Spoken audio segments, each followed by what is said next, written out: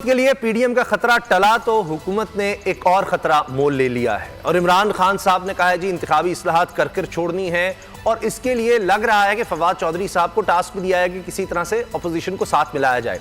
लेकिन टकराव जो किया है वो किया है इलेक्शन कमीशन ऑफ पाकिस्तान के साथ। आईनी इदारा है, बड़ा बाइख्तियार है और इसमें जिस तरह से कहा है हुकूमत ने और पूरी एक टीम सामने आ गई और कहा कि जी इस्तीफा दे दें और कोई एक मेंबर नहीं, सब चीफ इलेक्शन कमिश्नर समेत सारे जाएं और वरना अब यह कहा गया है कि जी हम अदालत भी जाएंगे। अब जराए बता रहे हैं कि कानूनी टीम ने इस पर तैयारी शुरू कर दी है कि सुप्रीम जुडिशल काउंसिल जाना है। पहले काजी फाइसा साहब का मामला लेकर गए थे, अब ये इलेक्शन कमीशन का मामला ले जाने की तैयारी हो रही है। क्या ग्राउंड्स होंगी, क्या इस पर कुछ किया जा सकता है?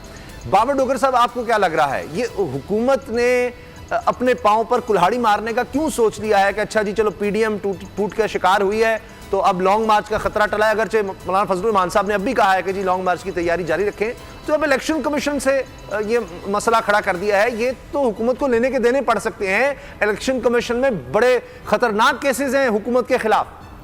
उसामा साहब, इशू ये है कि रेफरेंस किस बुनियाद पर दायर किया जाएगा, कौन सा बहुत बड़ा मिसकंडक्ट किया है इलेक्शन कमीशन ऑफ पाकिस्तान ने, कौन सा आईनी बहरान पैदा किया है जिसकी वजह से ये उसके खिलाफ सुप्रीम कोर्ट में चले जाएंगे।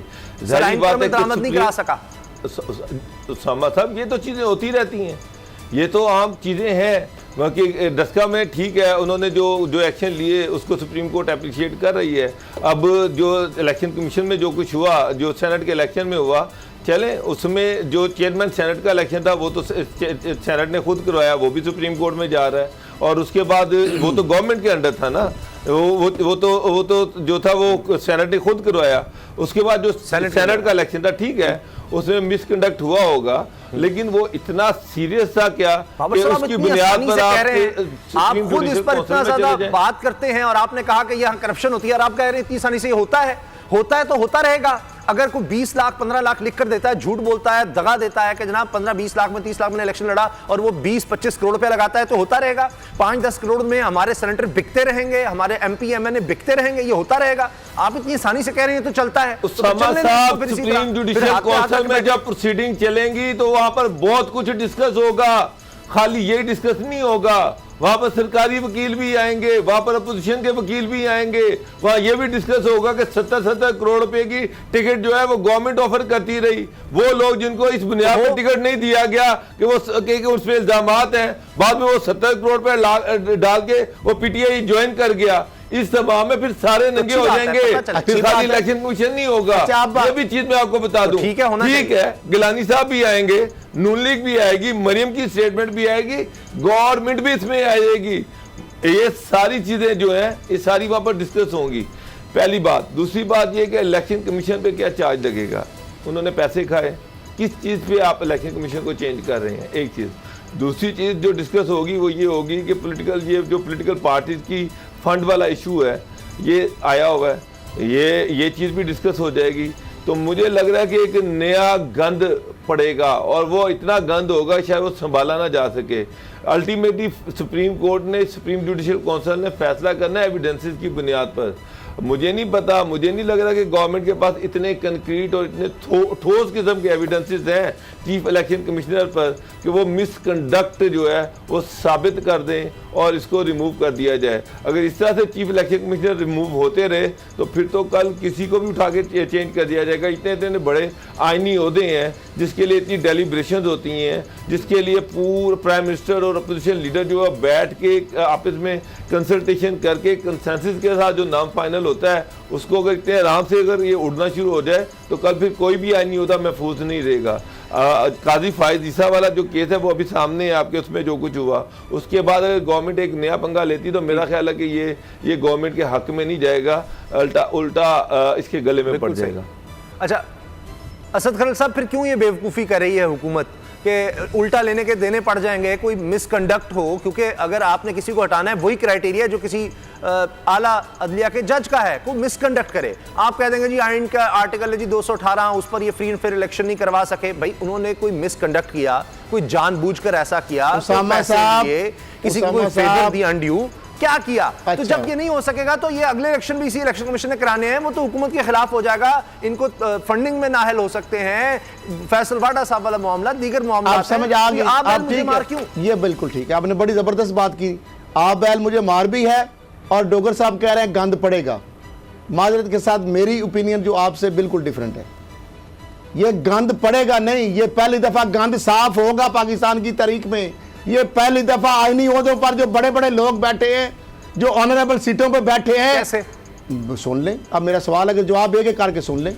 नंबर एक, क्या जितना सेनेट के जो इलेक्शन के हवाले से जो सेंटर ने जब या एमपी जो खरीदे गए एमएनए या सेंटर जिस तरह बिके, वीडियो आई लेने देने वाले मान रहे हैं, क्या सेनेट का या इलेक्शन कमीशन का ज़ाब्ता कहता है अखराजात के हवाले से कि इलेक्शन के क्या अखराजात वो उतने ही हुए?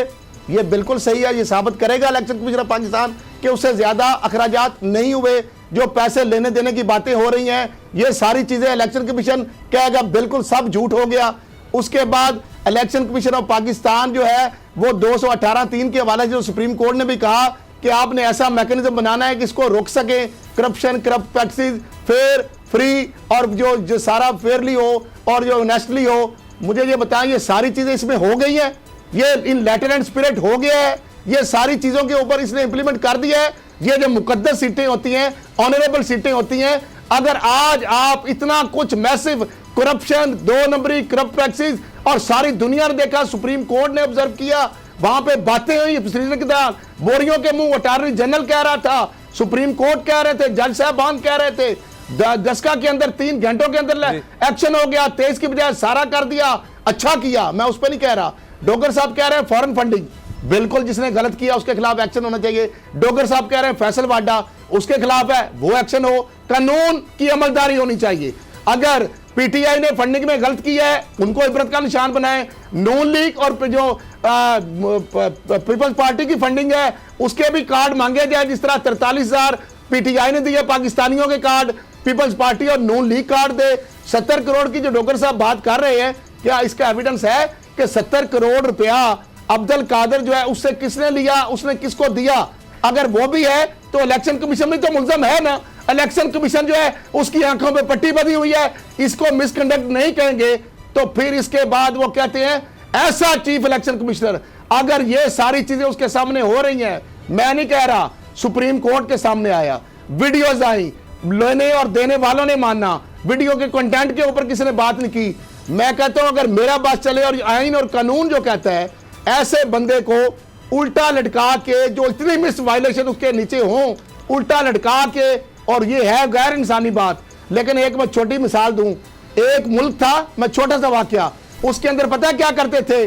जो काजी होता था ना, काजी अल कज़ा, जस्टिस या ऑनरेबल जज, वो जब करप्शन या बदनवानी या मिसकंडक्ट का मुर्तकब होता था ना, उस जिंदा की खाल उतारी जाती थी, खाल उतार के उसकी एक कुर्सी बनाई जाती थी, उस कुर्सी के ऊपर उसके बेटे को बिठाया जाता था ताकि उसको शिद्दत और हिद्दत का एहसास रहे। यहां पे या तो फिर कानून बनाए ना, जब अमलदारी की बात होती, आपको डोगर साहब हमें क्या मसला है कि इमरान खान के गले पड़े या नवाज शरीफ के पड़े?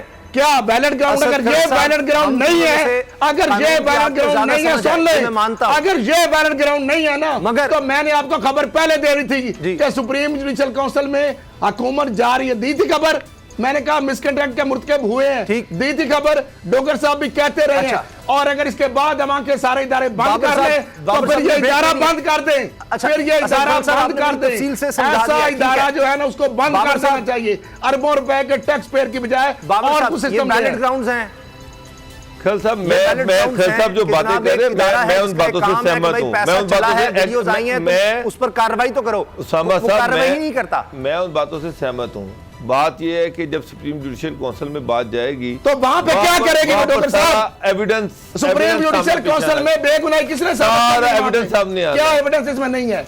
कौन सी एविडेंस आपको चाहिए? खैर साहब, वीडियो आई, गवर्नमेंट ने साबित करना है, तो इलेक्शन कमीशन ने गवर्नमेंट भी साबित करेगी, वीडियो भी है, ऑडियो भी है, पैसे लेने, 2 बंदे से पैसे लेना साबित, वीडियो में पैसे नजर आ रहे हैं सामने, लोग लेने वालों की तस्वीरें आ रही हैं, उन्होंने क्यों किया किसी के ऊपर दावा? उनके अकाउंट निकलवाए, जो डोगर साहब कहते रहे FBI है, ISI है, MI है, IB है, FB है, सारे निकाल ले, कंगाले, गवर्नमेंट निकाल ले कि या सही होगा या गलत होगा, जो भी आता है अगर पीटीआई के बंदे आते हैं उनको इबरत का निशान बनाएं, नून लीग के आते हैं उनको इबरत का निशान बताएं, पीपी के आते हैं उनको, जेयूआई के, और अगर वो सारों को बने पार्टी फंडिंग में, अगर इमरान खान की पार्टी ने 43,000 कार्ड दिए हैं, बाकी ने 3-3 कार्ड भी नहीं दिए होंगे बाहर से, अगर उनका पैसा है, तरीका जो भी है, क्या ये ट्रांसपेरेंसी नहीं होनी चाहिए? इमरान खान अपने आप को रिस्क में डाल रहे हैं, एडवेंचर में डाल रहे हैं। कोई बंदा पागल भी ये इस तरह करेगा? लेमैन भी आम सोचता है कि अगर आप कहते हैं, आपकी बात मान लीजिए डॉक्टर साहब की, कि ऑफेंड आप कर रहा है इमरान खान,